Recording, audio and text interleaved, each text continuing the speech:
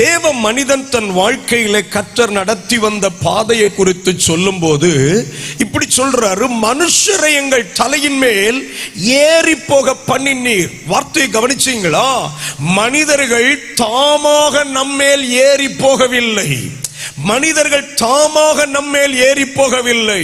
ஒருவர் அனுமதித்ததினாலே சில மனிதர்கள் நம்மேல ஏறி போனது. அல்லேலூயா. 35 வருஷம் ஒரு ஊழியம் கடந்து வந்திருக்குன்னா, நம்ம பிரம்மாண்டமான கட்டடத்தை, ஊழியத்தை, இங்க இருக்கிற வசதி வாய்ப்புகளை பார்ப்போம். கொஞ்சம் பின் திரும்பி பார்த்தா எத்தனை மனிதர்கள் இந்த அழைப்பின் மேல, இந்த அபிஷேகத்தின் மேல, இந்த தரிசனத்தின் மேல ஏறி நடந்து போய் நான் மிதிச்சிட்டேன், இந்த அழைப்பு, இந்த தரிசனம், இந்த அபிஷேகம் என் காலின் கீழே என்று சொன்ன எத்தனையோ மனிதர்கள் பின்னுக்கு உண்டு. 35 வருஷத்துல உள்ள சம்பவத்தை உட்கார்ந்து கேட்டோம்னா, ஆஹா, இவ்வளவு கடந்தா இந்த ஊழியம் வந்து நிக்கின்னு நம்ம நினைக்க வேண்டி இருக்கும். ஒருவேளை இந்த ஊழியத்துக்கு மட்டும் இல்ல, இந்த சத்தத்தை கேட்கிற உங்க வாழ்க்கையில பாஸ்டர் ஏன்னு தெரியல, சில மனிதர்கள் என் மேல் ஏறி நடக்கிறார்கள். ஏன் என்று தெரியவில்லை. சில சூழ்நிலைகளுக்கு கீழே நான் நிற்கிறேன். I don't know why certain things are happening in my life. இந்த காரியங்கள் என் வாழ்க்கையில ஏன் நடக்குன்னு தெரியல என்கிற கேள்விகளோடு இருப்பீங்கன்னா, பரிசுத்த தெய்வம் சொல்றாரு, நான் அனுமதித்ததினாலே இதுவெல்லாம் நடந்தது. நான் அனுமதித்ததினாலே இதுவெல்லாம் நடந்தது. எத்தனை பேர் சொல்ல முடியும், அவர் அனுமதிக்காம என் வாழ்க்கையில எதுவும் நடப்பதே இல்லை. அது நன்மையானாலும் தீமையானாலும் என் தெய்வம் அனுமதித்தால் தான் நடக்க முடியும். நானாய் பிரயாசப்பட்டு நன்மைகளை எடுத்துக்கொள்ள முடியாது, அல்லது தீமைகளாய் விரும்பினாலும் என்னை தொட முடியாது. நான் ஒரு பரலோக தகப்பனுடைய பூரண ஆளுகைக்குள் இருக்கிறவன். ஹல்லேலூயா.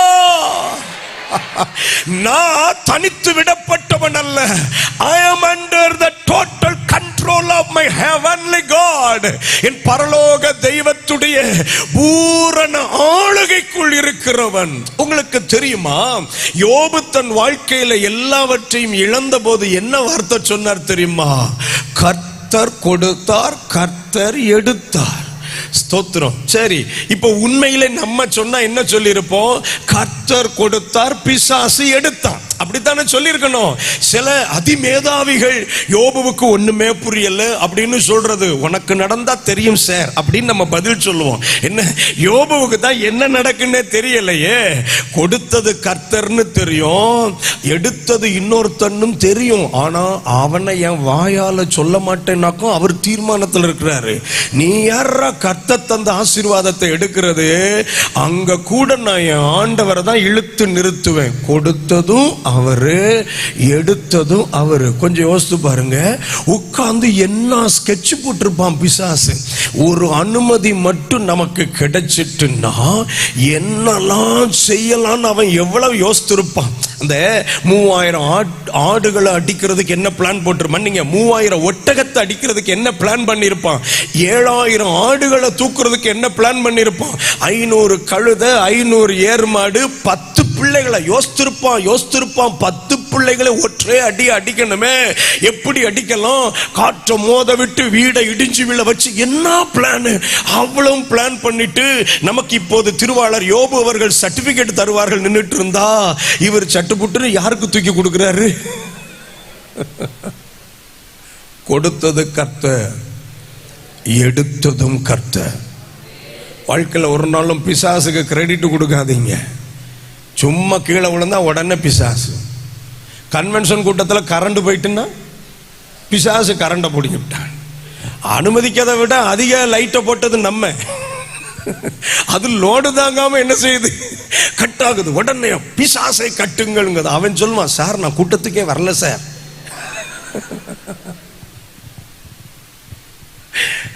நீங்க ஏன் சார் என் மேல போட்டு இவ்வளவு காண்டா நிக்கிறீங்க?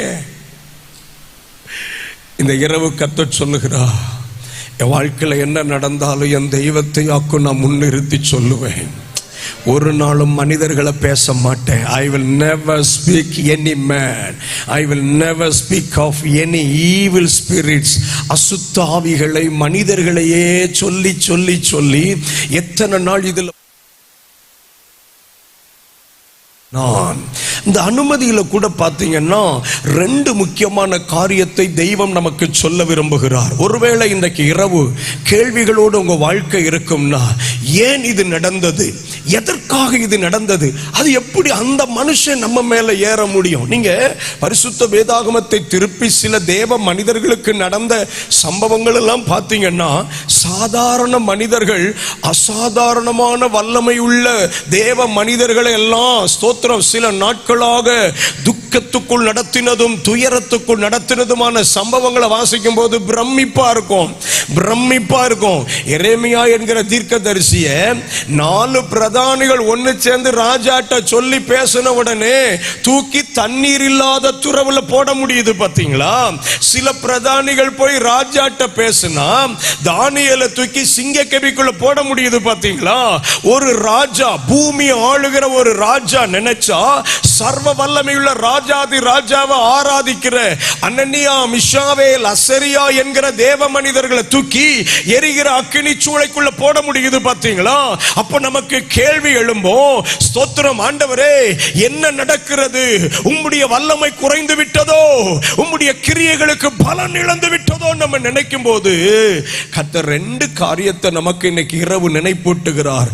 அவர் அனுமதிக்கும் போது 2 காரியம் செய்கிறார். ஒன்று, அளவுடன் அனுமதிக்கிறார். அல்லேலூயா. ஆமா, இந்த வார்த்தை எல்லாரும் சொல்லுங்க, அளவுடன் அனுமதிக்கிறார். நல்ல சத்தமா சொல்லிருங்க. அந்த அனுமதிக்குள்ளே ஒரு லிமிட்டேஷன் வைக்கிறார். யோபு 1ஆம் அதிகாரத்தினுடைய 12வது வசனத்தை என்னோடு சேர்ந்து கவனிச்சு பார்த்தீங்கன்னா, ஸ்தோத்திரம், யோபுவுக்கு நேரிட்ட அந்த பிரச்சனைகள் மத்தியில கர்த்தர் சாத்தான்ட்ட சொல்ற வார்த்தை என்ன பார்த்தீங்களா? கர்த்தர் சாத்தானை நோக்கி, இதோ அவனுக்கு உண்டானவை எல்லாம் வாசிருங்க, உன் கையில் இருக்கிறது, அவன் மேல் மாத்திரம் உன் கையை, அவனுக்கு உண்டானதை எல்லாவற்றையும் என்ன வேணா பண்ணிக்க, ஆனா அவனை தொற்றாத. ஒரு லிமிட் வைக்கிறாரு, அளவு. இப்போ 2ஆம் அதிகாரத்தினுடைய ஸ்தோத்திரம், ஆமென், 6வது வசனத்தை பாருங்க. யோபு 2ஆம் அதிகாரத்தினுடைய 6வது வசனம். அப்பொழுது கர்த்தர் சாத்தானை நோக்கி, இதோ அவன் உன் கையில் இருக்கிறான். இப்போ எந்த யோபுவை தொடாதன்னு சொன்னாரோ அந்த யோபுவை தூக்கி யார் கையில கொடுத்தாச்சு? சாத்தான் கையில கொடுத்தாச்சு. ஆனா என்ன லிமிட்டேஷன் தெரியுமா? உயிர் போகக்கூடாது. என்ன வேணா அடி, உயிர் போச்சுது, நீ தொலைஞ்ச.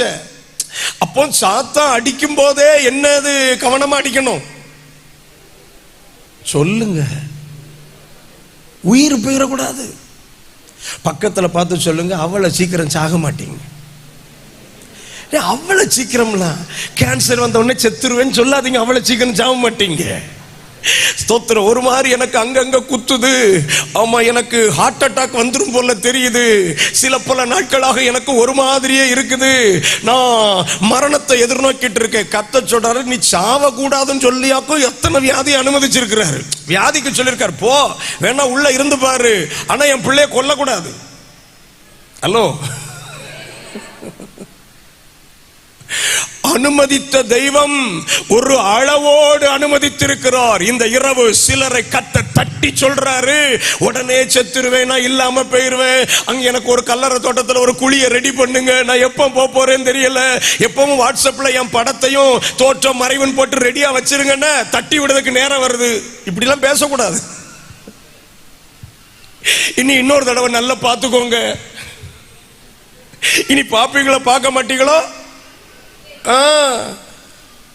ஆண்டவர் சொல்றாரு, நான் உன்னை அனுமதிக்கும் பாதையில் உன் ஜீவன் உன்னிடம் இருந்து பறிக்கப்படுவது இல்லை.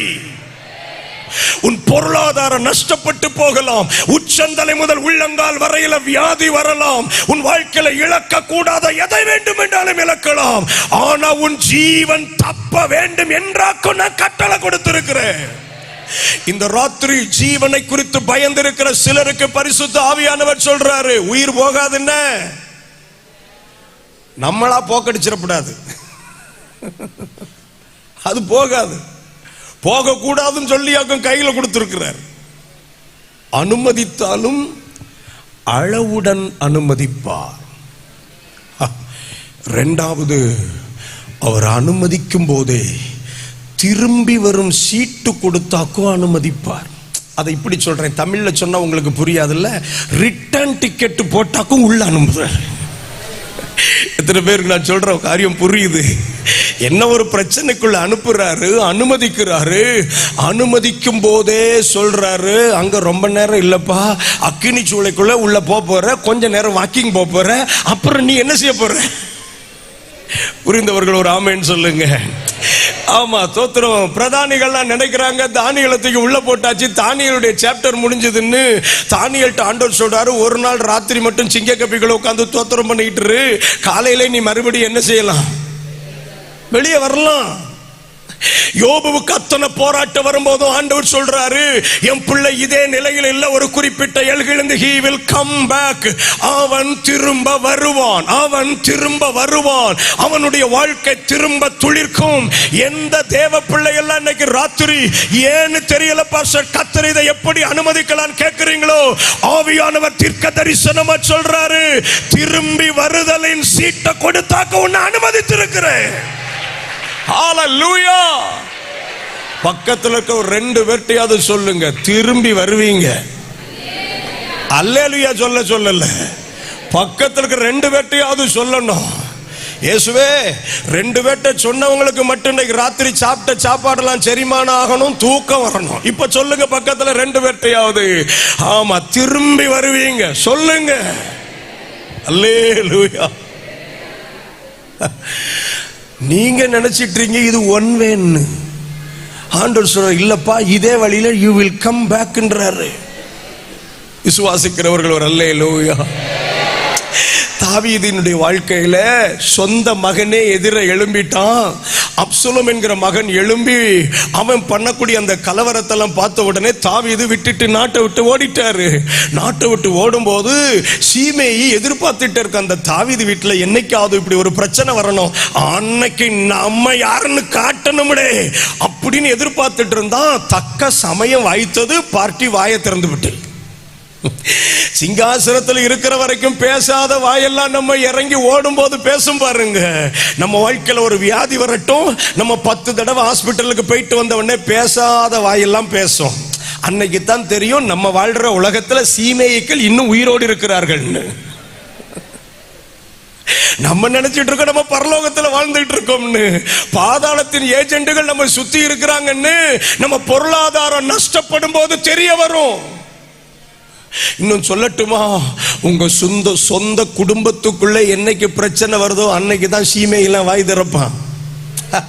ஆண்டவர் அடிச்சாரா, பெத்த பிள்ளைய வச்சு தூக்குனாரா, செய்வார்ல அப்படின்னு எழும்போம் சீமேயி. அப்படி சீமையை எழும்போது புரிஞ்சுக்கணும், கர்த்தர் நல்லவர், நம்மை தாவீதாக கர்த்தர் வைத்திருக்கிறார். அல்லேலூயா.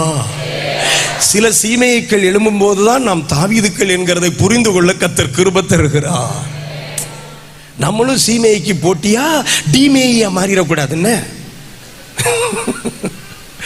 ஆமா, அது இங்கிலீஷ்காரங்களுக்கு மட்டும்தான் புரியும், நமக்கு புரியாது, விட்டுருங்க. என்ன, நம்மளும் பதில் அவன் சீமேயா நான் டிமேயி சார், அவன் நான் ஈமேயா மாறுறேன், எப்படி வேணா மாறுறேன். நம்ம தாவீதாகவே இருந்துட்டு போக வாக்கும் கர்த்தர் நம்மளை அழைச்சிருக்கிறார். சீமேயை ஏன் பேசுனான் தெரியுமா? அவன் நினைச்சான் இது தாவீதுடைய இறுதி பயணம். இதான் தாவீதுடைய இறுதி பயணம், இனி இவன் திரும்பி வருவதில்லை அப்படின்னு நினைச்சு பார்ட்டி பேசக்கூடாத வார்த்தையெல்லாம் பேசிவிட்டது. ஆனா அவனுக்கு தெரியாது எந்த பாதை வழியே தாவீது முக்காடிட்டு கொண்டு வெறுங்காலால் அழுது கொண்டு போனானோ அதே பாதை வழியே திரும்ப ராஜாவின் பாதரட்சையோடு ராஜரிக கிரீடத்தோடு திரும்பி வருவான் என்பது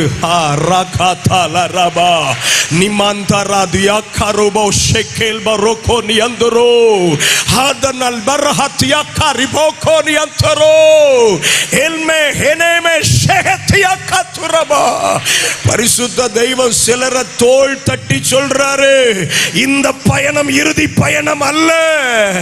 இப்படி ஒண்ணு என் குடும்பத்துல நடந்ததுனால எத்தனையோ பேர் என்ன பேசிட்டு நிக்கிறாங்களே, தெய்வமே இதுதான் என் இறுதியா நினைக்கிறீங்களா?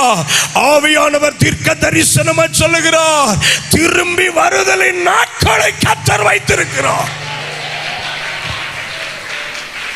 திரும்பி வருதலின் நாட்களை கர்த்தர் வைத்திருக்கிறார்.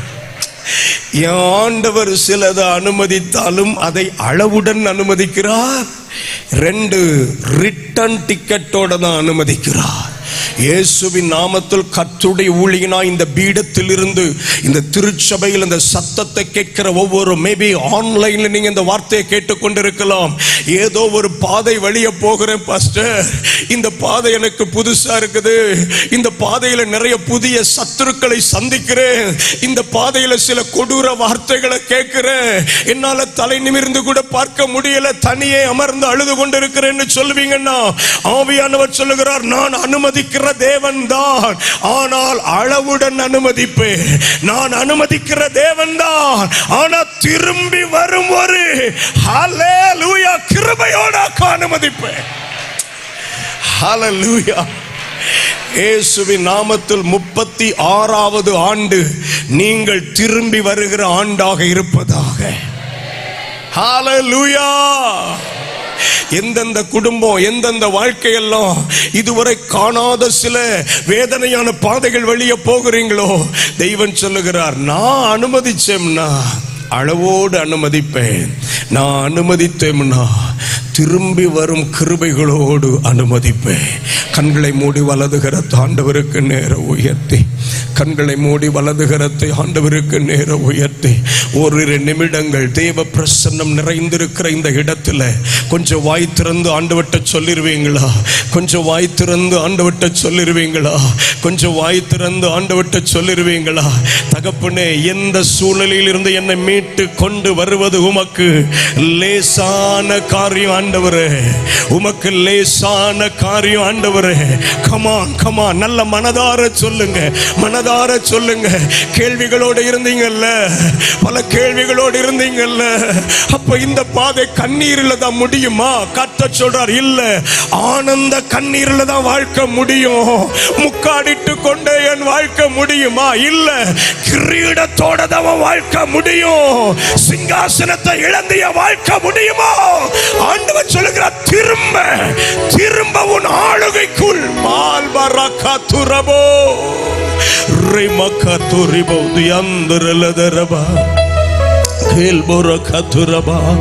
பலனுள்ளவன் பலனற்றவன், பலமுள்ளவன் பலன் இல்லாதவன், யாராயிருந்தாலும் உதவிகள் செய்வது லேசான காரியம், உமக்கது லேசான. ஹல்லேலூயா. லேசான காரியம், இதுவும் லேசான காரியம், லேசான காரியம், இதுவும் லேசான காரியம். பலமுள்ளவன் பலமுள்ளவன், பலனற்றவன் பலமுள்ளவன், பலன் இல்லாதவன், யாராயிருந்தாலும் உதவிகள் செய்வது லேசான காரியம், உமக்கது புராசியதரவா. ஹல்லேலூயா. பெருமழை பெய்தும் பேழையை காப்பது லேசான காரியம், பெருமழை பெய்தும் பேழையை காப்பது லேசான காரியம், பெருங்கடல் பிளந்துமே பாதையை வகுப்பதும் லேசான காரியம். பெருமழை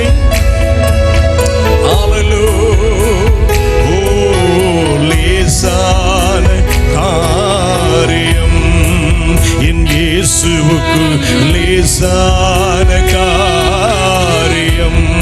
பலனுள்ளவன் பலனுள்ளவன் பலனற்றவன் பலனுள்ளவன் பலன் இல்லாதவன் யாராயிருந்தாலும்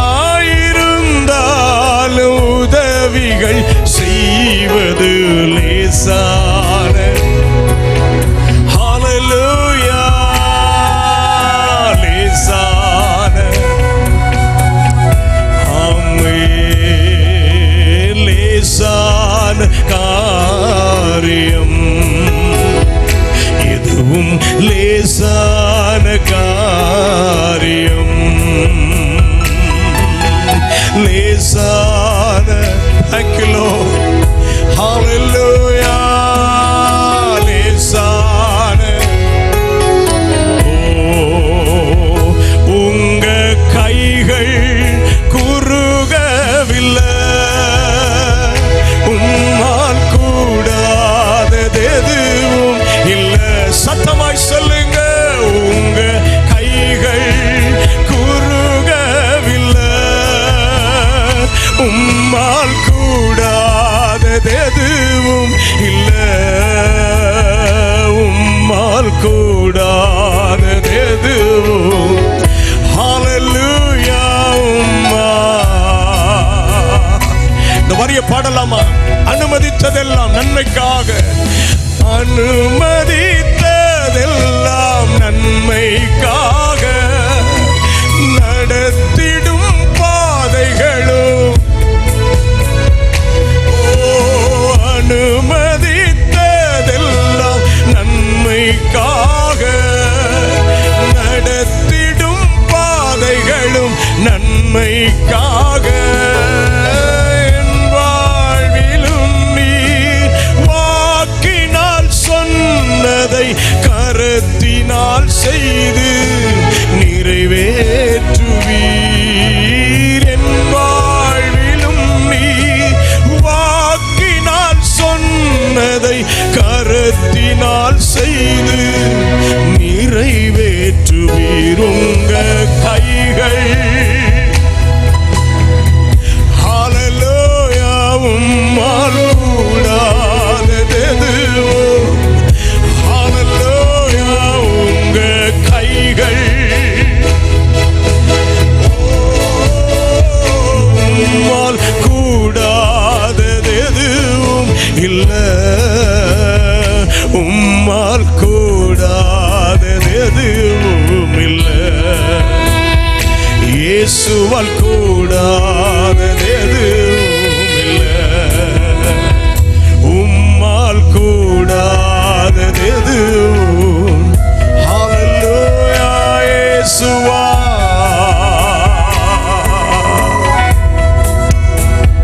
ஆமென். ஹல்லேலூயா. கை உயர்த்தி ஒரு ஆமென் சொல்வோமா? தெய்வம் என் வாழ்க்கையில எதையாகிலும் அனுமதிப்பாரே என்றால் அதனுடைய முடிவு திரும்பி வருதலாக இருக்கும். I will come back. நான் திரும்ப வருவேன் என்கிற நிச்சயம் உள்ளவர்கள் மட்டும் கையை உயர்த்தி ஒரு அல்லேலூயா. தெய்வம் இன்னைக்கு ராத்திரி மிக தெளிவாய் இந்த பீடத்தில் இருந்து சொல்லுகிறார், நீங்கள் திரும்ப வருவீர்கள். நீங்கள் திரும்ப வருவீர்கள். நீங்கள் திரும்ப வருவீர்கள். அப்போஸ்தலர் 12ஆம் அதிகாரத்தில் சிறைச்சாலைக்கு உள்ளே பேதுரு போகும்போது கொடிய சேவகர்கள் அவன் கையை பிடித்து இழுத்து கொண்டு உள்ளே போடுகிறார்கள். உள்ளே போகும்போது கரத்தை பிடித்திருந்தது கொடிய சேவகர்கள். ஆனா வெளியே வரும்போது கையை பிடித்தது தூதன். அல்லேலூயா. எந்த கரத்தை கொடூர கரங்கள் பிடித்து உள்ளே அடைத்து உனக்கு மரணம் தான் சொல்லிச்சுதோ, அத்தனை பேரும் அங்கங்க தூங்கிட்டு இருக்கான், முழிச்சு பார்த்துட்டு இருக்கிறான். எவன் கண்ணிலையும் படாம என் ஆண்டவர் என்ன அழகா கொண்டு வருகிறார் பாருங்க. ஹல்லேலூயா. கர்த்தர் பெரியவர், கர்த்தர் பெரியவர். அப்ப தேவன் அனுமதிக்கும் போது தைரியமா அதுல போலாம்ல. எத்தனை பேர் ஆமென் சொல்றீங்க? அனுமதித்தது அவர்னா தைரியமா போகலாம். அப்ப நீங்க தான் அனுமதிக்கிறீங்கன்னா நான் சந்தோஷமா பாட்டு பாடிட்டே வருவேன். அதனாலதான் தாவீது சொல்றார், நான் மரண இருளின் பள்ளத்தாக்கில் நடந்தாலும் பொல்லாப்புக்கு பயப்பட மாட்டேன். நீங்க தான் கூட இருக்கிறீங்களே. அல்லேலூயா. சரி, இரண்டாவது குறிப்புக்கு போவோம். இன்னும் நிறைய நம்ம பேசணும். ஸ்தோத்திரம். முதல்ல அவர் அனுமதிக்கிற தேவன் ரெண்டு காரியத்தின்படி அனுமதிக்கிறார் சொன்னேன். ஒன்னு, அளவுடன் அனுமதிக்கிறார். இரண்டு, திரும்பி வரும் சீட்டோடு என்னை அனுமதிக்கிறார். ரிட்டர்ன் டிக்கெட் போட்டு தான் என்னை அனுப்பி இருக்கிறார். அப்ப சிங்கத்துக்கிட்டலாம் சொல்லுவாரு, இங்க பாரு பிள்ளைக்கு நான் ரிட்டர்ன் டிக்கெட் போட்டிருக்கேன், ஒன்னு என்ன செய்யக்கூடாது, தொடக்கூடாது. தீட்ட சொல்லுவார், ரிட்டர்ன் டிக்கெட் போட்டு உள்ள அனுப்பியிருக்கேன், வாட கூட என்ன செய்யக்கூடாது பிள்ளை மேல. இன்னைக்கும் ஆண்டவர் உங்களை சுத்தி இருக்கிற பிரச்சனையை பார்த்து சொல்றார், ரிட்டர்ன் டிக்கெட்டோட அனுப்பி இருக்கிறேன், ஒத்த சேதம் வரப்படாது, தொலைச்சு விடுவேன். அல்லேலூயா. சரி, இரண்டாவது அந்த சங்கீதம் 66:12க்கு வாங்க. இரண்டாவது பகுதி. ஆமென். அனுகூலம் செய்யும் தேவன், அனுகூலம் செய்யும் தேவன். மனுஷரை எங்கள் தலையின் மேல் ஏறி போக பண்ணினீர். அப்போ எங்க மேல அவன் ஏறி போன உடனே இப்ப நாங்க எங்க வந்துட்டோம்? தீக்குள்ளையும் தண்ணீருக்குள்ளே வந்திருக்கிறோம். ஆனா என்ன தெரியுமா, அது தீயானாலும் தண்ணீர் ஆனாலும் கடந்து வர கர்த்தர் கிருபை செய்திருக்கிறார். Hallelujah. We could able to pass through that. அவைகளை கடந்து வருவதற்கான கிருபைகளை கர்த்தர் நமக்கு தருகிறார். அது தீயானாலும் கடக்க முடியும், தண்ணீரானாலும் கடக்க முடியும். சத்துரு ஏதேனும் ஒன்றை பயன்படுத்தி நம்முடைய ஜீவியத்தை இல் பொருள் ஆக்க நினைக்கும் போது நம்முடைய சர்வ வல்லமையுள்ள தேவனாகிய கர்த்தர் அவைகளை கடப்பதற்கு நமக்கு கிருபை தருகிறார். நல்ல கையை உயர்த்தி ஒரு அல்லேலூயா. பக்கத்துல பார்த்து சொல்லுங்க, கடப்பீர்கள். ஒரு 2-3 வெட்டியாவது சொல்லுங்க, கடப்பீர்கள். சொல்லுங்க, கையை கொடுத்து தான் அவங்கள வாழ்த்தி ஒரு வார்த்தை சொல்லுங்களேன், கடப்பீர்கள். சத்துரு சொல்வான், இதுலயே நீ கிடப்ப, உன் கதை முடிஞ்சது, இதுல தான் உன் முடிவு. ஆண்டவர் சொல்றார், அது எதுவா இருந்தாலும் நீ கடப்பதற்கான கிருபைகளை நான் உனக்கு தருவேன். ஸ்தோத்திரம். பாருங்க, அனுமதித்த தெய்வம் நமக்கு கடப்பதற்கு சில அனுகூலங்களை தருகிறார். வேகமா சொல்லட்டுமா? ஒரு 5 அனுகூலங்கள். நாம் சந்திக்கிற போராட்டங்கள், பிரச்சனைகளை நாம் கடந்து வருவதற்கு தெய்வம் நமக்கு தரக்கூடிய மகிமையான ஸ்தோத்திரம், ஆமென், அனுகூலங்கள் ஒரு 5. 1, தேவ சமூகம் நம்முடைய மிகப்பெரிய அனுகூலம். ஸ்தோத்திரம். 5 சொல்லிடுறேன், அப்புறம் வசனத்தின் வழியா நம்ம போவோம். 1, தேவ சமூகம். 2, தேவ வார்த்தை, God's word. தேவ வார்த்தை நமக்கு கிடைக்கிற மகத்துவமான அனுகூலம். 3, தேவ தூதர்கள். ஹல்லேலூயா. தேவ தூதர்கள் போராட்டங்கள் நடுவே நமக்கு கிடைக்கிற மகிமையான அனுகூலம். 4, தேவ கிருபை நமக்கு கிடைக்கிற அனுகூலம். The grace of God. தேவ கிருபை நமக்கு கிடைக்கிற மகிமையான அனுகூலம். 5வது, தேவ மனிதர்களை கர்த்தர் நமக்கு அனுகூலம் பண்ணுவார். தேவ மனிதர்கள் 5 சொன்ன என்னதெல்லாம்? தேவ சமூகம், தேவ வார்த்தை, தேவ தூதர்கள், தேவ கிருபை, தேவ மனிதர்கள். சத்தமா இன்னொரு தடவை அந்த 5 சொல்லிருங்க. தேவ சமூகம்,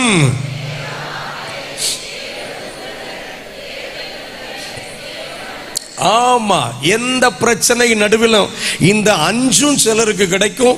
இந்த 5ல் 1-2 சிலருக்கு கிடைக்கும். இந்த 5ல் 1வது நமக்கு கிடைக்கும். வேகமா போவோமா? வேகமா போவோம். ரொம்ப இன்ட்ரெஸ்டிங்கா இருக்குது. எனக்கும் இந்த தேவ வார்த்தைகளை பேசுறதுல, கர்த்தருடைய வார்த்தை அறிகிறதுல நானும் ரொம்ப உற்சாகமா இருக்கிறேன். ஆமென். போர் அடிக்குதா? யாருக்காவது போர் அடிக்குதுன்னா கை தூக்கி காட்டிருங்க, நான் மறுபடியும் முதல்ல இருந்து தொடங்கி வருவேன். போர் அடிச்சதுன்னா களத்துல கொண்டு போய் போர் அடிச்சிடணும். அதுக்காக போரடிக்குன்னு சட்டுப்புட்டுன்னு முடிப்போம்ல நினைச்சிடாதீங்க. 26 வருஷமா பிரசங்கம் பண்ணிக்கிட்டு இருக்கேன் பத்திகளா, ஒத்த சபைக்கு. அப்போ ஆமே ஆமே கவனிங்க, தேவனுடைய வார்த்தை இப்படி சொல்லுகிறது. ஸ்தோத்திரம். நான் போகிற அனுமதிக்கப்பட்ட பாதையின் நடுவே எனக்கு தெய்வம் கொடுக்கிற முதல் அனுகூலம். ஆதியாகமம் 39ஆம் அதிகாரம், ஆதியாகமம் 39ஆம் அதிகாரம் அதனுடைய 1, 2 ஆகிய வசனங்களை நம்ம வாசிக்கும் போது, யோசேப்பு எகிப்துக்கு கொண்டு போகப்பட்டான். பார்வோனுடைய பிரதானியும் தலையாரிகளுக்கு அதிபதியுமாகிய போத்திபார் என்னும் எகிப்து தேசத்தான் அவனை அவ்விடத்திற்கு கொண்டு வந்த இஸ்மவேலிடத்தில் விலைக்கு வாங்கினான். கொன்று அவன் ஒரு புதிய எல்கைக்குள் கொண்டு போகப்படுகிறான். 2, அவன் விலைக்கு வாங்கப்படுகிறான். ஸ்தோத்திரம். ஆனா வசனம் என்ன சொல்லுது பாருங்க, எந்த எல்கைக்கு போனாலும் என்னை அழைத்தவர், என்னை அனுமதித்தவர் என் கூடவே இருப்பேன்னு ஸ்தோத்திர வாக்கு கொடுத்து அப்படியே இருக்கிறார். கர்த்தர் யோசேப்போடே இருந்தார். பாருங்க, யாரோ ஒருத்தர் நம்மளை டிரான்ஸ்பர் பண்ணதுனால கர்த்தர் நம்ம கூட இல்லைன்னு நினைச்சிடாதீங்க. சில மனிதர்களுடைய வல்லமைகள், சில மனிதர்களுடைய வார்த்தைகள், சில மனிதர்களுடைய சின்ன சின்ன முயற்சிகள் ஏதோ 1, 2 நம்ம மேல பலிச்ச உடனே கர்த்தர் நம்ம கூட இல்லைன்னு நினைச்சிடாதீங்க. நாம் விற்கப்பட்ட உடனே, ரொம்ப ரொம்ப பயங்கரமான வார்த்தை, யோசேப்பு விற்கப்பட்டார். ஆண்டவர் சொல்றார், நீ எத்தனை ரூபாய்க்கு எங்க வித்தாலும் விற்கப்பட்ட பிள்ளையோடு நான் இருப்பேன். அவர் கொடுக்கிற முதல் அனுகூலம், நான் உன்னோடு இருப்பேன் என்பதாக்கும். ஆமே, நீங்கள் ஒரு புதிய எல்கைகளுக்குள், அறியப்படாத ஸ்தானங்களுக்குள். மனுஷன் நினைப்பான், ஒன்னு தோத்துறோம் தண்ணி இல்லாத காட்டுல தூக்கி போடுவேன். ஆண்டவர் சொல்லுவார், என் பிள்ளைக்கு நாங்க ஊற்ற கொண்டு வருவேன். அல்லேலூயா. கேராரூர் உள்ளவங்க வந்து தேவ மனிதனாகிய ஸ்தோத்திரம் ஈசா கிட்ட வாக்குவாதம் பண்ணி, ஸ்தோத்திரம் ஏசேக்கை எடுத்தாச்சு, சித்னாவை எடுத்தாச்சு. ஆண்டவர் சொல்றாரு, இங்க பாரு, நீ எடுத்தே சோர்ந்து போகிற அளவுக்கு நான் என் பிள்ளைக்கு கொடுப்பேன். ஐயோ, புரிந்தவர்கள் மட்டும் நல்லவர். அல்லேலூயா. நம்மகிட்ட இருந்து எவனாவது எதையாவது பிடுங்கினா அவன் பிடுங்கி பிடுங்கி பிடுங்கி பிடுங்கி சோர்ந்து போகிற அளவுக்கு கர்த்தர் நமக்கு தர வல்லமை உள்ளவர். ஹல்லேலூயா. கர்த்தர் யோசேப்போடு கூட இருந்தாராம். யோசேப்பே, நீ இப்போ எகிப்துக்கு வந்துட்டு புதிய இடத்துல வந்து நிக்கிற, உனக்கு இங்க ஒரு அனுகூலமும் இல்லை. அவர் ரொம்ப கூல் அண்ட் குவைட்டா சொல்லுவாரு, தோத்திரம், நாடு புதுசா இருக்கலாம், இடம் புதுசா இருக்கலாம், வேலை புதுசா இருக்கலாம், என்னைய தூக்கி அடிச்சவன் தோத்திரம் சம்பந்தம் இல்லாத இடத்துல தூக்கி அடிச்சுட்டேன் நினைச்சிட்டு இருக்கலாம்.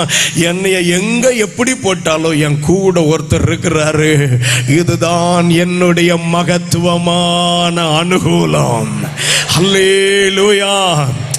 ஒன்றை புரிந்து கொள்ளுங்கள், ஒன்றை புரிந்து கொள்ளுங்கள். தேவன் கூட இருக்கிறதுனால அது எதுவுமே நடக்க கூடாதுன்னு இல்லை. ஆண்டவர் சொல்றாரு, எது நடந்தாலும் நான் உன் கூட இருக்கிறேன், நீ அதை பாரு. நம்ம சொல்றோம், நீங்க என் கூட இருந்தா இதுவெல்லாம் நடப்பானே. கர்த்தர் சொல்றார், அத்தனை நடந்து நீ இன்னைக்கு உயிரோடு இருக்கிற, அத்தனை நடந்து உன் குடும்பம் இன்னைக்கு காக்கப்பட்டிருக்கிறது. ஒரே ஒரு காரணம், நான் கூட இருந்ததுனால. ஹல்லேலூயா.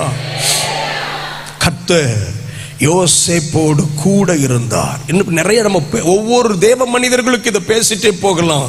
ஸ்தோத்திரம். கர்த்தர் நல்லவர். ஒவ்வொரு தேவ மனிதர்களுக்கு சொல்லிக்கிட்டே போகலாம். என்னுடைய அனுமதிக்கப்பட்ட பாதையில் என்னுடைய முதல் அனுகூலம், அழைத்தவர் என் கூடவே இருக்கிறார். ஹல்லேலூயா. எத்தனை பேர் ஆமேன் சொல்றீங்க? ஆமேன். ஒரு நல்ல பாடல் உண்டு, இந்த பாடல் ஒன்று ஆவியில உணர்த்தப்படுற, மறவார் இயேசு மறவார்ல, ரொம்ப அழகான பாடல். இன்னைக்கு என்னுடைய பயணத்தில் இந்த பாடல் ஆண்டவர் திரும்ப திரும்ப கொடுத்துக்கிட்டே இருந்தாரு. ஒரு பல்லவி நம்ம அதுல பாடுறது ரொம்ப ஸ்தோத்திரம், ஆமா, ஆசீர்வாதமானது. மறவார் உன்னை மறவார், ஒரு இமை பொழுதிலும் மறவார். சீமைன சீமைன.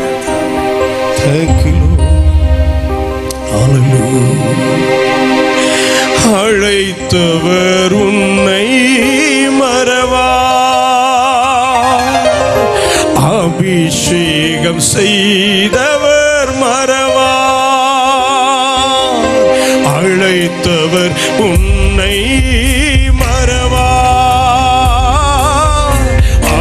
அபிஷேகம் செய்தவர் மறவா. மனிதனின் அன்பு நிலை மாறினாலும் மகிமையின் தேவன் உன்னை மறவா.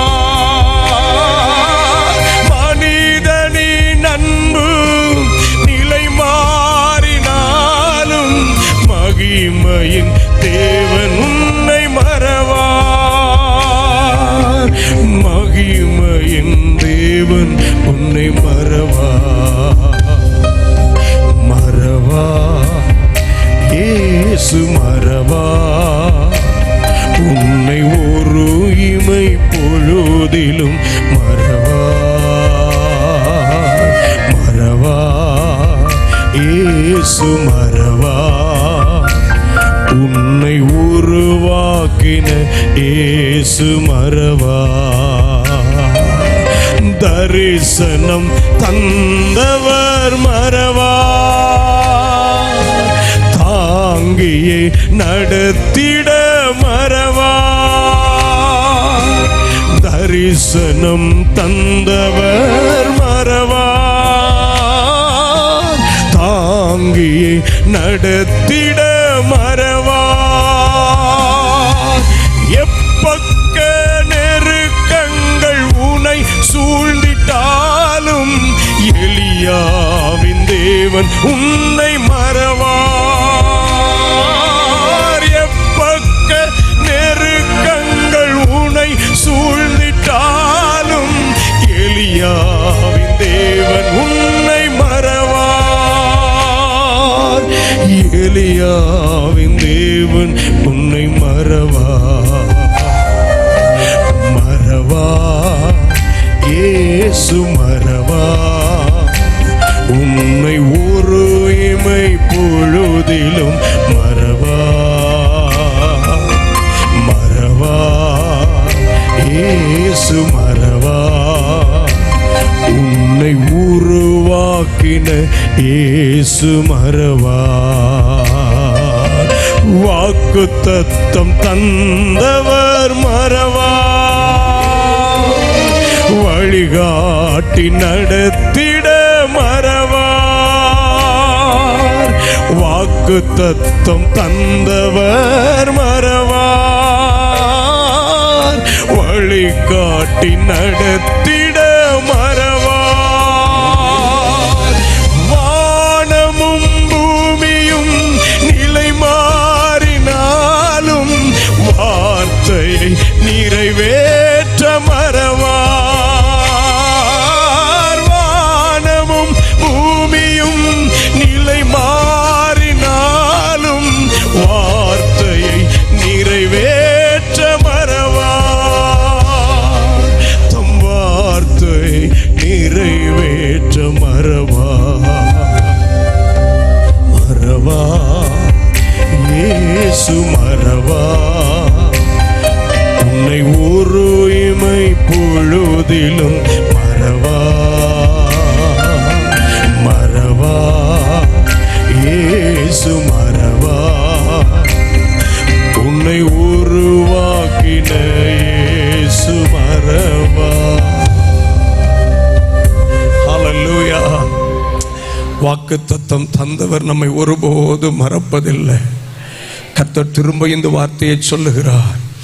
மனிதன் தான் தீர்மானித்தது தான் நினைத்தது நடந்தது என்று சொல்லும் போது கர்த்தர் சொல்வார், நீ எங்க தூக்கி என் பிள்ளைய வச்சாலும் நான் என் பிள்ளையோடு இருந்து அற்புதமாய் நடத்துகிற தேவன்.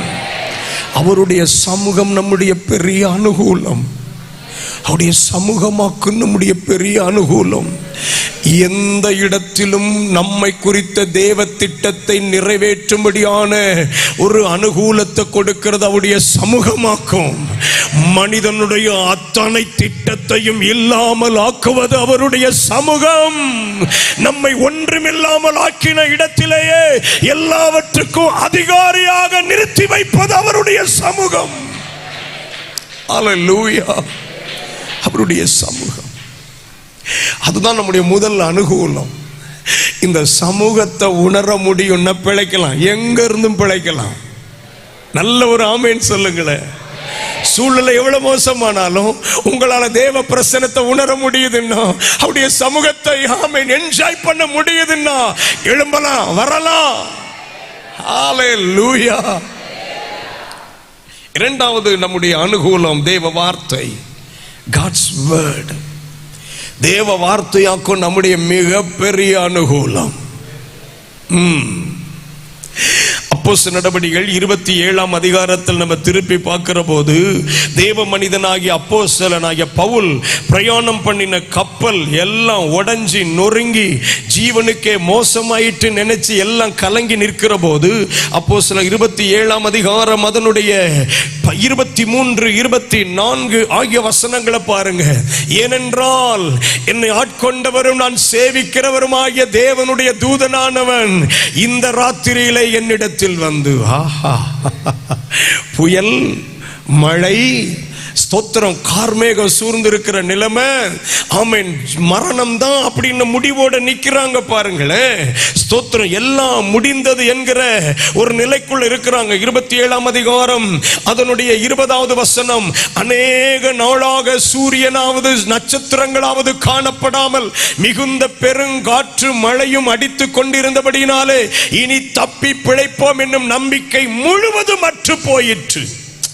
ஸ்தோத்திரம், மிகுந்த பெருங்காற்று, ஆமா, பெருமழை அடித்துக் கொண்டிருக்கிறது.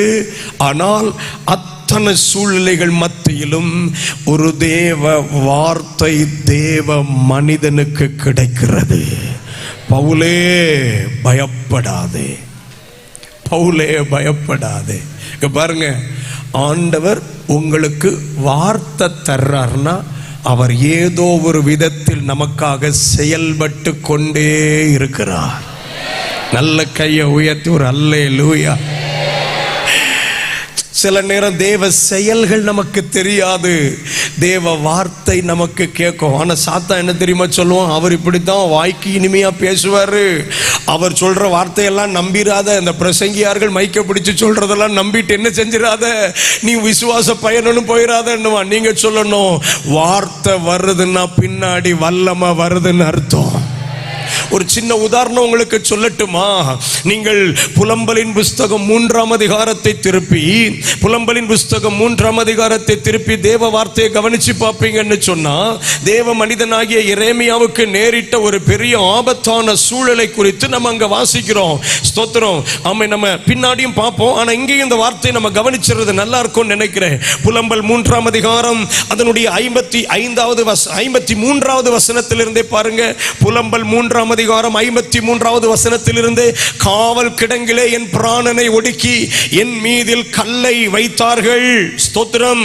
அப்புறம் ஆமே, தண்ணீர்கள் என் தலையின் மேல் புரண்டது, நாசமானேன் என்றேன். இங்க பாருங்க, இப்போ தண்ணீர் இல்லாத ஆழமான ஸ்தோத்திரம் ஒரு துறவுல தூக்கி தீர்க்கதரிசி எரேமியாவை போட்டு மேல கல்லை வச்சு எல்லாம் மூடியாச்சு. நம்ம ஆளு கொஞ்சம் கொஞ்சமாக அந்த ஸ்தோத்திரம் சேறு நிறைந்து அதுல உள்ள போயிட்டே இருக்கிறாரு. இப்ப தலைக்கு மேல தண்ணி வந்த உடனே தீர்க்கதரிசி சொல்றாரு, நாசமானே, முடிஞ்சது, ஊழியம் முடிஞ்சது, தரிசனம் முடிஞ்சது, விசுவாசம் முடிஞ்சது, அழைப்பு முடிஞ்சது, அபிஷேகம் முடிஞ்சது, அர்ப்பணிப்பு முடிஞ்சது. அப்ப என்ன நினைச்சிருப்பாரு? ஆண்டவரே, தாயின் கருவில் இருக்கும் போது என்னை தெரிந்து கொண்டீரே, அப்பமே என்னை தீர்க்கதரிசின்னு சொன்னீரே, உன்னை நான் ஜாதிகளுக்கு தீர்க்கதரிசியா நிறுத்துவேன் சொன்னீரே. ஆனா இந்த 4 பேர் சேர்ந்து பிளான் போட்டு என்னைய தூக்கி சோழிய முடிக்கிறாங்களா? ஆண்டவரே, இதுதான் என்னைய தெரிந்து கொண்டதனுடைய மேன்மையோ அப்படின்னு சில பல கேள்விகள் எழும்பினதனுடைய விளைவாக்கும் இந்த வார்த்தை, நாசமானே, நாசமானே. எல்லாம் முடிஞ்சது. சரி, இது நடக்கும்போது என்ன ஆகுது? 57வது வசனத்தை பாருங்க.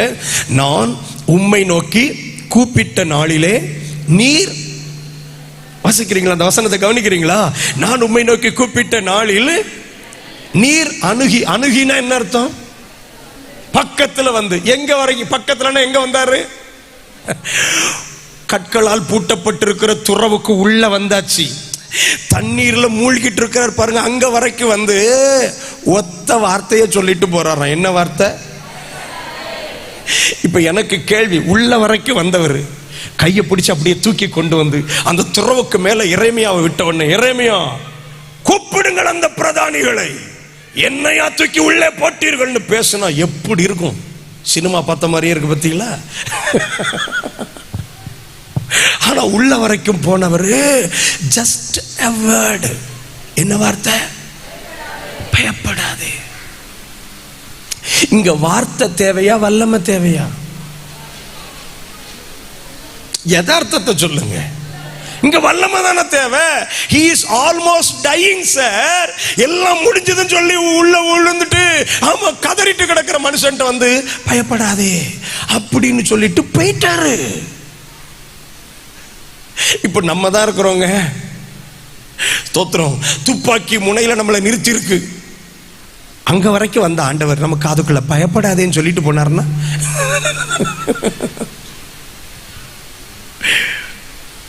என்ன அர்த்தம் தெரியுமா? உன் பிரச்சனைகள் நடுவே உனக்கு வார்த்தை வருகிறது என்றால் உனக்காக வேலை செய்கிற நபர்களை கர்த்தர் ஏற்படுத்தி வைத்திருக்கிறார். உனக்கான காரியம் நடந்துகிட்டு இருக்குது.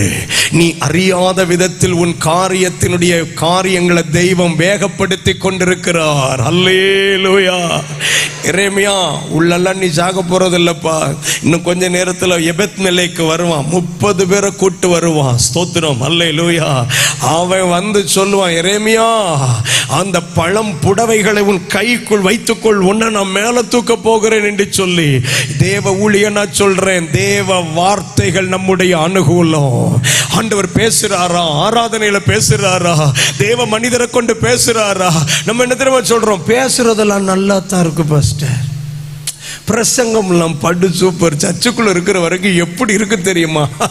பெருமழை வந்தாலும் அப்படி ஒரு குத்து, பெரிய பெரிய மலை வந்தாலும் இப்படி ஒரு குத்து, அடிச்சு தள்ளிடுவேன்னு. வெளியே போன பிறகுதான் தெரியுது புல்லையும் துரும்புவும் கண்டு நான் பயந்துட்டு இருக்கிறேன் பாஸ்டர். உள்ள இருக்கிற வரைக்கும் நம்ம எல்லாம் மாவீரர்கள் தெரியுமா? என்ன ஆமீன், என்ன அல்லேலூயா, என்ன அபிஷேகம், வந்து பாரு அப்படின்னு நிக்கிறோம். வெளியே போனேன், வந்துடாதப்பா எனக்கு பலன் இல்லை அப்படின்னு நம்ம சொல்லிட்டு இருக்கிறோம். ஆனா ஒண்ணு புரிஞ்சுக்கோங்க, வார்த்தை தெய்வம் நமக்கு தருகிற அனுகூலம். ஆண்டவர் அப்போஸ்தலர் 27ஆம் அதிகாரத்தில் பவுலுக்கு வார்த்தை கொடுத்தார். வார்த்தையின்படியே கர்த்தர் நடத்தினார். வார்த்தை பெறுகிறவர்கள் பாக்கியவான்கள். வார்த்தை வரும் முன்னே வல்லமை வரும் அதன் பின்னே. அல்லேலூயா. வார்த்தை வரும் முன்னே வல்லமை வரும் அதன். மூன்றாவது தேவன் நமக்கு தருகிற அனுகூலம் தேவ தூதர்கள், காட்ஸ் ஏஞ்சல்ஸ். தேவ தூதர்கள் 91ஆம் சங்கீதம் 11, 12 ஆகிய வசனங்கள் நமக்கு தெரியும். நமது பாதம் கல்லில் இடராதபடிக்கு நம்மை ஏந்தி கொண்டு போகும்படிக்கு கர்த்தர் தூதர்களுக்கு கட்டளையிடுவாராம். அல்லேலூயா. அவங்க ஏந்தி கொண்டு போவாங்களாம். பிரச்சனைகள், நெருக்கம், போராட்டம், இடறுவதற்கு ஏதுவான பாதைகள் வரும்போது தூதர்களை கர்த்தர் வைத்திருக்கிறார். ஆமென். நல்ல கை உயர்த்தோர் ஆமென் சொல்லலாமா? அப்போஸ்தலர் நடபடிகளின் புஸ்தகத்திலையும் பார்த்தீங்கன்னா தூதர்களுடைய சேவை வந்தா என்ன ஆகும் தெரியுமா? நீங்க அப்போஸ்தலர் 12ஆம் அதிகாரத்துக்கே வந்தீங்கன்னா தூதர்களுடைய சேவை வந்தாச்சுன்னா சில கதவுகள்லாம் தானா திறக்கும். கை உயர்த்தோர் ஆமென் சொல்லுங்க. தானாய் திறக்க கதவு நீங்க பார்த்திருக்கீங்களா? எத்தனை பேர் தானாய் திறக்கும் கதவை பார்த்திருக்கிறீங்க? பார்த்திருக்கீங்களா? பார்க்கலையா? ஸ்தோத்திரம். ஆமா, இப்பமெல்லாம் கதவுகள் எதுக்குமே சாவிலாம் வேண்டாம். அவளும் சென்சார் கதவு. ஆமா, இங்கதான் உங்க பக்கத்தில் ஒரு பாஸ்டருடைய சபைக்கு வந்திருந்தேன். நானும் பாஸ்டர் போகும்போது கதவு தானா திறக்கு. என்னன்னு கேட்டார், சென்சார் கதவு பாஸ்டர். அப்பதான் டக்குன்னு எனக்கு அப்போஸ்தலர் 12ஆம் அதிகாரத்தை யோசித்து பார்த்தேன். உங்களுக்கு தெரியுமா, பேதுருவை சிறையில் அடைச்சிட்டு அங்கங்க கதவை பூட்டி பெரிய இரும்பு கதவுடைய பூட்டையும் பூட்டிட்டு ஒருத்தன் சாவியோடு படுத்து கிடக்கான், பைத்தியக்காரன். அவன் நினைக்கா சாவிதான் ஏன்ட்ட இருக்கு, யாரா கதவை திறக்க முடியும், நான் இல்லாம உனக்கு எவன் கதவை திறப்பான்னு. கர்த்தர் சொன்னாரு, நீ மேனுவலா பூட்டிட்டு போகும்போது நீ போன உடனே நான் அந்த மேனுவலை மாத்திட்டு அதை சென்சாரா மாத்திட்டேன் தங்கோ. இனி தூதனும் என் பிள்ளையும் வரும்போது கதவு தானாக திறக்கும். கையை உயர்த்தி அல்லேலூயா. பரலோக தூதர்களுடைய சேவை ஒரு குடும்பத்துக்கு கிடைச்சிட்டுனா ஒருத்தனாலும் நம்ம வாசல்களை பூட்ட முடியாது. ஆமென். தானா திறக்கும். எல்லாரும் இந்த வார்த்தையை சொல்லுங்க. ஐயோ, நல்ல சத்தமா சொல்லுங்க. பக்கத்தில் உள்ளவங்களை பார்த்து சொல்லுங்க, தானா திறக்கும். நீங்க சொல்றத பார்த்தா தானா திறக்கும் அப்படின்னு நான் பயங்கரமா விசுவாசிக்கிறேன். கர்த்தர் ஊழியத்தில் சில கதவுகளை தானா திறப்பார். அவன் இந்த பகுதியிலிருந்து ஒருத்தரும் போக கூடாது, டீட்டெயில் எடுத்து வச்சிட்டு இருப்பான். கர்த்தர் கதவை தானா திறப்பாரு. திறக்கப்படாத வீடுகளின் கதவுகள் சுவிசேஷத்திற்காக திறக்கப்படும். திறக்கப்படாத இருதயத்தின் கதவுகள் தானாய் திறக்கப்படும். திறக்கப்படாத சில மனதின் கதவுகளை கர்த்தர் தானாய் திறப்பார். எவரும் பூட்டி அதத்தை ஆளுகைக்குள்ள வைக்க முடியாது. சாவியை நீ வச்சுக்கிடே, கண்ட்ரோலை நான் வச்சுக்கிடேன்னு. ஹல்லேலூயா. உங்க குடும்பத்தில் ரட்சிக்கப்படாத நபர்களுடைய இருதயம் தேவ ஊழியனா தீர்க்க தரிசனமா சொல்றேன், தானாய் திறக்கப்படும். ஆமா, நீங்க நினைக்கீங்க அவங்க சொன்ன கேட்பாங்க, இவங்க சொன்ன கேட்பாங்க. கர்த்தர் சொல்றாரு, நான் மேனுவலை மாத்தி தோத்திரம் சென்சாரா ஆக்கி ரொம்ப நாள் ஆச்சு. ஹல்லேலூயா. கர்த்தர் நல்லவர். சரி, நான்காவது, என்னுடைய அனுமதிக்கப்பட்ட பாதையில கர்த்தர் எனக்கு கொடுக்கிற நான்காவது அனுகூலம் தேவ கிருபை. அப்போஸ்தலர் 7ஆம் அதிகாரம், அப்போஸ்தலர் நடபடிகள் 7ஆம் அதிகாரம் அதனுடைய 9, 10 ஆகிய வசனங்களை என்னோடு சேர்ந்து கவனித்து பாருங்கள். ஆமென், ஸ்தோத்திரம். அந்த கோத்திர பிதாக்கள் ஸ்தோத்திரம் பொறாமை கொண்டு யோசேப்பை எகிப்துக்கு கொண்டு போகும்படியாக விற்று போட்டார்கள். தேவனோ அவனோட கூட இருந்து எல்லா உபத்திரவங்களில் நின்றும் அவனை விடுவித்து எகிப்தின் ராஜாவாகிய பார்வோன் சமூகத்திலே அவனுக்கு கிருபையையும் ஞானத்தையும். I love that word. ஒண்ணுமே இல்லாதவனுக்கு கர்த்தர் கொடுத்த ஒன்னே ஒன்னு கிருபை. கிருபை கிருபை வந்தா கூட எல்லாத்தையும் கூட்டிட்டு வரும். ஒரு ஆமென் சொல்லுங்க. ஆண்டவர்ட்ட எப்பவுமே எதை கேட்கணும்? கிருபை கேட்கணும். கிருபை கிடைச்சா கிருபை தான் கூட நிறைய கூட்டிட்டு வரும். 1-2 வசனம் சொல்லட்டுமா? நன்மையும் கிருபையும். கிருபை வந்தா கூட என்னது வருது? என் கிருபை உனக்கு போதும், உன் பலவீனத்தில் என் பலம் பூரணமாய் விளங்கும். அப்ப கிருபை வந்தா கூட என்ன வருது? தேவ பலன் வருது. அல்லேலூயா. கிருபையும் சத்தியமும் உன்னை விட்டு விலகாதிருப்பதாக. அப்ப கிருபை வந்தா கூட எதை கூட்டு வருது? சத்தியத்தை கூட்டு வருது. ஸ்தோத்திரம். அல்லேலூயா. இப்ப இந்த வசனத்துல பாருங்க, கிருபை வரும்போது கூட என்ன வருது? ஞானம் வருது. நீங்கள் பல காரியத்தை கேட்பதை விட அத்தனை காரியத்தையும் தன்னோடு அழைத்து கொண்டு வருகிற கிருபையை கேட்டா வாழ்க்கையில எந்த சூழ்நிலையும் மேற்கொண்டு வரலாம். ஹல்லேலூயா. இவனை விட்டு எல்லாத்தையும் எடுத்தாச்சு. இப்போ கர்த்தர் சொல்றார், இப்போ ஒன்னு கொடுக்கிற உனக்கு கிருபை. இந்த கிருபை உன்னை இந்த தேசத்துல உயர்த்தி கொண்டே இருக்கும். நல்ல கை உயர்த்தி ஒரு ஆமென்.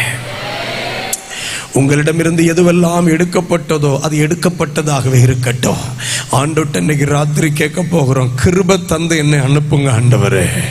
I need your grace. I long for your grace. உங்க கிருபைகளுக்காக நான் காத்திருக்கிறேன். சரி, 5வது, நம்முடைய பிரச்சனைகள் நடுவில் தேவன் நமக்கு தருகிற 5வது அனுகூலம் தேவ மனிதர்கள்.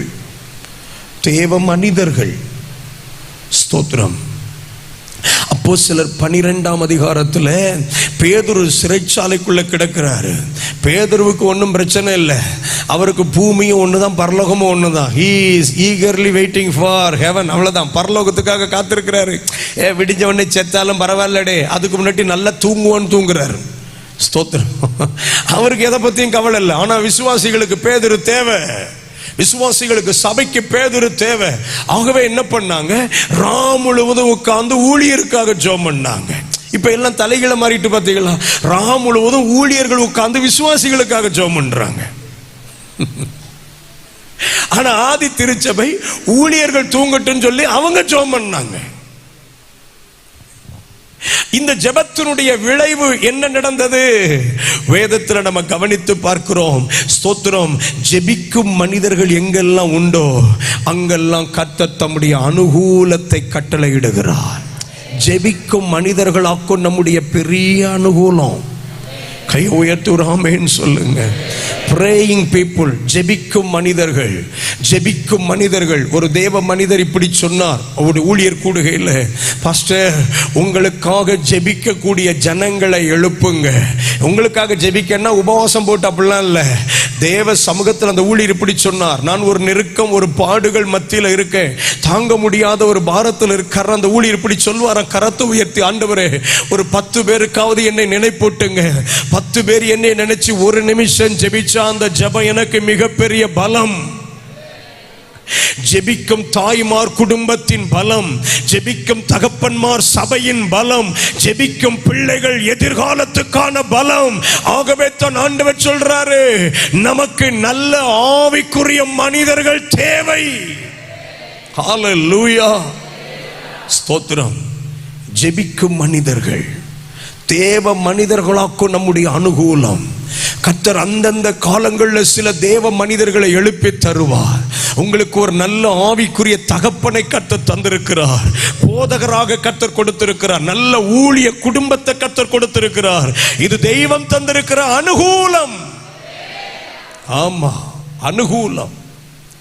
சரி, அப்போ அனுமதிக்கிற தேவனை நம்ம பார்த்தோம். இரண்டாவது, அனுகூலங்கள் தருகிற தெய்வம். இந்த தெய்வம் தருகிற அனுகூலத்தை வச்சுதான் தீயையும் தண்ணீரையும் அழகா கடந்து வர்றோம். ஹல்லேலூயா, அழகா கடந்து வர்றோம்.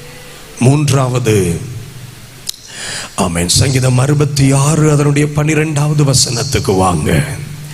செழிப்பான இடத்தில் எங்களை கொண்டு வந்து விட்டி. ஹல்லேலூயா, செழிப்பான இடத்தில் எங்களை கொண்டு வந்து விட்டேன். நாங்கள் இதுவரைக்கும் பார்த்திராத ஒரு இடம், இதுவரைக்கும் பார்த்திராத சில மேன்மைகள், நீர் இப்போது அங்கே எங்களை கொண்டு வந்து விடுகிறேன். கர்த்தருடைய ஊழியனாய் இந்த பீடத்தில் நின்று இப்படி இந்த ஊழியத்தின் மேலே சொல்ல விரும்புகிறேன். இதுவரை கண்டிராத செழிப்பான இடங்களில் கர்த்தர் உங்களை கொண்டு நிறுத்துவாராக. எத்தனை பேர் விசுவாசிக்கிறீங்க? உங்களுக்கு எது செழிப்பா தெரியுதோ அது. நான் பணத்தை சொல்லல, செழிப்புன்னு பணத்தை மட்டும் நினைச்சிடாதீங்க. ஆத்துமாக்கள் தான் நம்முடைய மிகப்பெரிய செழிப்பு. ஹல்லேலூயா, ஹல்லேலூயா. இதுவரை இல்லாத புதிய இடங்களில் கர்த்தர் உங்களை கொண்டு போய் நிறுத்துவார். புதிய இல்லங்களுக்குள் நிறுத்துவார், புதிய எல்கைகளுக்கு கொண்டு போய் நிறுத்துவார். இதுவரை வறண்டதா இருந்த இடங்கள் இனி உங்களுக்கு இயேசுவின் நாமத்தில் செழிப்பான இடமாயிருப்பதாக, செழிப்பான இடமாயிருப்பதாக. வறட்சியும் பாழுமாயிருந்த ஸ்தலங்கள் இனி செழிப்பான இடங்களாயிருப்பதாக. சரி, இன்னைக்கு வந்திருக்கிற நமக்கு என்னது? இந்த வார்த்தை ஆவியானவர் சொன்னார், அடுத்த நிலைக்குள் நான் கொண்டு போகிற தேவன். அடுத்த நிலைக்குள் வேகமா ஒரு 5 காரியத்தை சொல்ல போகிறேன். தெய்வம் நம்மை சில அடுத்த நிலைகளுக்குள்ள கொண்டு போக விரும்புகிறார். சொல்லிட்டு அப்படியே நம்ம ஜெபிக்க தொடங்க போகிறோம். இன்னைக்கு கூட்டம் முடியும் போது இந்த இடத்துக்குள் இருக்கிற எல்லாரும் அடுத்த நிலைக்குள்ள ஏறி இருக்கிறதை காண ஆவியானவர் கிருபை செய்வாராக. உங்கள் அடுத்த நிலை ஆயத்தமாயிருக்கிறது. எத்தனை பேர் என் கூட சேர்ந்து ஆமென் சொல்றீங்க? ஆமென். தேவன் நாமம் மகிமைப்படுவதாக. யோவான் 1:16 கிருபையின் அடுத்த நிலை. யோவான் 1:16 என் கூட இந்த வசனத்தை இணைந்து பாருங்க. அவருடைய பரிபூரணத்தினால் நாம் எல்லாரும் கிருபையின் மேல் கிருபை. ஒன்னு தெரியுமா? கிருபை அளவுக்கு உட்பட்டதல்ல. ஒரு கிருபை நம்மை அடுத்த கிருபைக்குள்ள கொண்டு போய் நிறுத்தும். இந்த ஆலயத்துக்குள்ள யார் யாருக்கெல்லாம் இதுவரைக்கும் கொஞ்சம் கிருபை கிடைச்சிருக்குதோ, இன்னைக்கு ராத்திரி கர்த்தர் சொல்றார், கிருபையின் மேல கிருபை. எந்தெந்த காரியத்துல கிருபை வேண்டுமோ அதை கர்த்தர் தந்துதான் இன்றைக்கு இரவு நம்மை திருப்பி அனுப்புவார். ஹல்லேலூயா. கிருபையின் அடுத்த நிலைகள். கிருபையின் அடுத்த நிலைகள். இரண்டாவது, சங்கீதம் 84:7 84ஆம் சங்கீதத்தினுடைய 7வது வசனத்தில் நாம் இப்படியாக வாசிக்கிறோம், அவர்கள் பலத்தின் மேல் பலம் அடைந்து. ஸ்தோத்திரம். இரண்டாவது, பலத்தின் அடுத்த நிலைக்குள்ள கர்த்தர் நம்மை கொண்டு போக விரும்புகிறார். பலத்தின் அடுத்த நிலை. ஹல்லேலூயா. ஒருவேளை ஆவிக்குரிய வாழ்க்கையில தளர்ந்து சோர்ந்து அல்லது ஒரு லிமிட்டடான ஒரு ஆவிக்குரிய அனுபவத்துக்குள்ள என்னால 10 நிமிஷத்துக்கு மேல ஜெபிக்க முடியல, குறிப்பிட்ட நேரத்துக்கு மேல என்னால போதுமான அளவு தேவ வார்த்தையை வாசிக்க முடியல, என் ஆவிக்குரிய அனுபவங்கள் ஒரு குறிப்பிட்ட எல்கைக்குள்ள இருக்குன்னா, இன்னைக்கு கர்த்தர் உங்களை பலத்தின் மேல பலனடையத்தக்க அனுபவத்துக்குள்ள நடத்துவாராக. ஆமென். கிருபையின் அடுத்த நிலை. இரண்டாவது, பலத்தின் அடுத்த நிலை. இயேசுவின் நாமத்தில் இந்த ஆலயத்திற்குள்ளாக யாரெல்லாம் ஆவி ஆத்துமா சரீரத்தில் ஏதேனும் ஒரு பலவீனத்தோடு வந்திருப்பாங்கன்னா, பரிசுத்த பலன் இப்போதே உம்முடைய பிள்ளைகளை நிரப்பட்டும், பலப்படுத்தட்டும், பலப்படுத்தட்டும், பலப்படுத்தட்டும், பலப்படுத்தட்டும். ஹல்லேலூயா. பலத்தின் மேல பலன். கர்த்தர் நல்லவர். 2 கொரிந்தியர் 3:18 மகிமையின் அடுத்த நிலை. மகிமையின் அடுத்த நிலை. 2 கொரிந்தியர் 3:18 நாம் எல்லாரும் திறந்த முகமாய் கர்த்தருடைய மகிமையை கண்ணாடியிலே காண்கிறது போல கண்டு ஆவியாயிருக்கிற கர்த்தரால் அந்த சாயலாகத்தானே மகிமையின் மேல் மகிமை அடைந்து மறுரூபப்படுகிறோம். ஹல்லேலூயா. மகிமையின் மேல் மகிமை அடைந்து ஸ்பிரிச்சுவலா பல நாட்களாக வறண்டு போன நிலைக்குள்ள நீங்க இருக்கலாம். ஐயோ, எனக்குள்ளாக ஆவிக்குரிய மறுரூபத்தை நான் உணர்ந்து ரொம்ப நாள் ஆயிற்று நீங்க நினைக்கலாம். இன்றைக்கு இரவு மகிமையின் மேல மகிமை காண பண்ணுகிற ஒரு அற்புத மகத்துவத்தை கர்த்தர் நம் நடுவிலே பிரசன்னமாக்கி இருக்கிறார். மகிமையின் அடுத்த நிலை. மகிமையின் அடுத்த நிலை. வெளிப்படுத்தின விசேஷம் 22:11 வேதம் சொல்லுகிறது, பரிசுத்தம் உள்ளவன் இன்னும் பரிசுத்தமாகட்டும். அப்போ 4வது ஆமென் கர்த்தர் சொல்லுகிறார், பரிசுத்தத்தின் அடுத்த நிலை. ஸ்தோத்திரம். பரிசுத்தத்தின் அடுத்த நிலை. ரொம்ப நாளா என்னுடைய பரிசுத்தம் சார்ந்த விஷயத்துல ஸ்தோத்திரம் நான் குறைந்து போனதாக உணர்கிறேன். ஸ்தோத்திரம். எனக்குள்ளே ஒரு குற்ற உணர்வு இருக்கிறது. ஸ்தோத்திரம். யாரேனும் அப்படி இருப்பீங்கன்னா, இந்த நேரம் தெய்வம் நம்மை பரிசுத்தத்தின் அடுத்த நிலைகளுக்குள்ள நடத்தும்படிக்கு விரும்புகிறார். ஹல்லேலூயா. ஸ்தோத்திரம். ஆமென். 5வது எசேக்கியேல் 41ஆம் அதிகாரம் 7வது வசனம். எசேக்கியேல் 41ஆம் அதிகாரம் அதனுடைய 7வது வசனம். உயரங்களின் அடுத்த நிலை. உயரங்களின் அடுத்த நிலை. உயர உயர சுற்றிலும் சுற்றுக்கட்டுகளுக்கு அகலம் அதிகமாயிருந்தது. ஆலயத்தை சுற்றிலும் உயர உயர ஆலயத்தை சுற்றி சுற்றி அகலம் வர வர அதிகமாயிருந்தது. கொஞ்சம் வார்த்தை நம்மளை தலையை சுத்த வைக்கிறது பார்த்தீங்களா? ஆமா, தீர்க்கதரிசிக்கு கட்டப்பட இருக்கிற ஆலயத்தை குறித்த வெளிப்பாடு கர்த்தர் கொடுக்கிறார். எசேக்கியேலுக்கு பாபிலோன்ல இருக்கிற போதே மீண்டும் எருசலேம் கட்டப்படும் போது ஆலயம் எப்படி கட்டப்படும் சொல்லிட்டு அதுல கீழே சொல்ற வார்த்தை எனக்கு ரொம்ப பிடிச்சது. ஆதலால் இவ்விதமாய் கீழ் நிலையிலிருந்து நடுநிலை வழியாய் மேல் நிலைக்கு ஏறும் வழி இருந்தது. பார்த்தீங்களா, 3 நிலைகள். ஒன்று, கீழ் நிலையிலிருந்து, சத்தமா சொல்லுங்கள், நடுநிலை வழியாய். ஸ்தோத்திரம், கர்த்தர் நல்லவர். ஹல்லேலூயா. ஆமா, அடுத்த நிலைகளுக்குள் கர்த்தர் நம்மை கொண்டு போக விரும்புகிறார். ஆவிக்குரிய அனுபவங்களில், ஆவிக்குரிய அனுபவங்களில். இன்னொரு வசனத்தை கூட வாசிட்டு நம்ம ஜெபிக்க போகிறோம். எசேக்கியேல் 47 அதிகாரம், எசேக்கியேல் 47 அதிகாரம் 3-5 வரைக்கும் உள்ள வசனங்கள் நமக்கு தெரியும். ஸ்தோத்திரம். அந்த புருஷன் தமது கையில் நூலை பிடித்துக் கொண்டு கிழக்கே புறப்படுகையில் 1000 முழம் அளந்து என்னை தண்ணீரை கடக்க பண்ணினார். தண்ணீர் கணுக்கால் அளவாயிருந்தது. பின்னும் அவர் 1000 முழம் அளந்து என்னை தண்ணீரை கடக்க பண்ணினார். அங்கே தண்ணீர் முழங்கால் அளவாயிருந்தது. பின்னும் அவர் 1000 முழம் அளந்து என்னை கடக்க பண்ணினார். அங்கே தண்ணீர் இடுப்பு அளவாயிருந்தது. பின்னும் அவர் 1000 முழம் அளந்தார். அங்கே அது நான் கடக்க கூடாத நதியாயிருந்தது. தண்ணீர் நீச்சாளமும் கடக்க முடியாத நதியுமாயிருந்தது. ஸ்தோத்திரம்.